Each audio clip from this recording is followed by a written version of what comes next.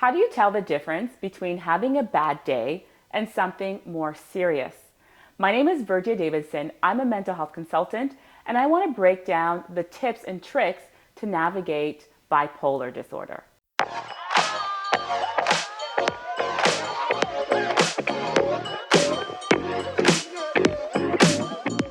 Bipolar can be misunderstood or overlooked. It might be seen as substance misuse, it might be seen as personality disorders, the other types, or it might be seen as inattention, or even the person's just having a series of bad days. But there are early warning signs to look out for that we should not ignore. The first sign to look out for are mood swings. Sometimes we might notice that, all right, this person generally is reliable, they are dependable. But if you notice that they become extremely irritable and the swings are rather high and the swings are rather low. We're not talking about, just having a bad day here and there. We're talking about a series of consecutive days, consecutive months that we are just off kilter. Another tip to look out for is the disruption in sleep. How is that person sleeping?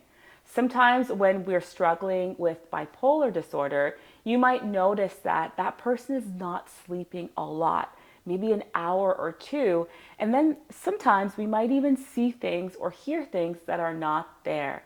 But it's so important to help that person to regulate their sleep, whether it's through medication, whether it's through seeking professional help in terms of a therapist or psychologist.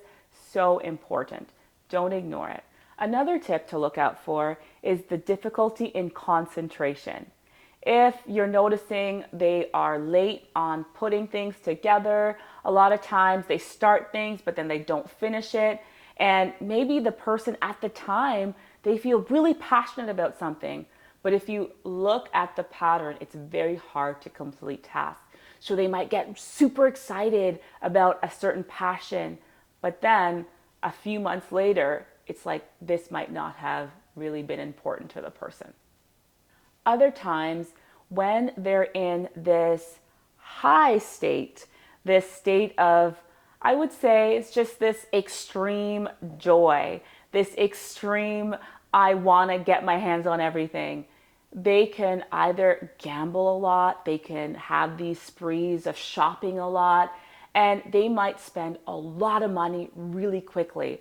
And the idea is this pump of adrenaline, this joy that they're seeking, but they can't sustain it.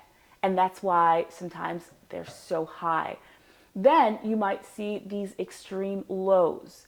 The lows where they don't want to do things, they want to be by themselves. Sometimes they might even want to harm themselves. And it might be very uncomfortable or very scary for the individual because they're like, this makes no sense. So the individual moving from this high and this low state can be very traumatizing. And I've even heard sometimes people say, I don't want to take medication because if I take medication, I don't get to feel that joy or that intensity of my life, that passion. And then they might feel like I'd rather be without support so I can be me. But sometimes we do need to regulate our mood through professional help and then also through medication. I believe both are really important for the success of the individual and really taking the time to understand the root cause of the issue. A lot of times if we can understand that root cause, we can then create habits that might be beneficial for the individual. When it comes to bipolar disorder, there's nothing to be afraid of. It's so important not to ostracize the individual because if you do that, you're recreating that traumatic experience for them because sometimes they don't want to do what they're doing and sometimes it's very uncomfortable. So we can support by one, learning about what bipolar disorder is, two, asking the individual to seek professional help. And then three, if you do have a family member or someone that you're close to or a friend that's struggling with this, don't be shy to get support for yourself. because it's so important to know the difference between when someone's actually genuinely struggling versus when maybe someone is using their mind or using their brain to manipulate another person. I really hope you found this helpful. Be sure to like and hit the subscribe button. Until next time.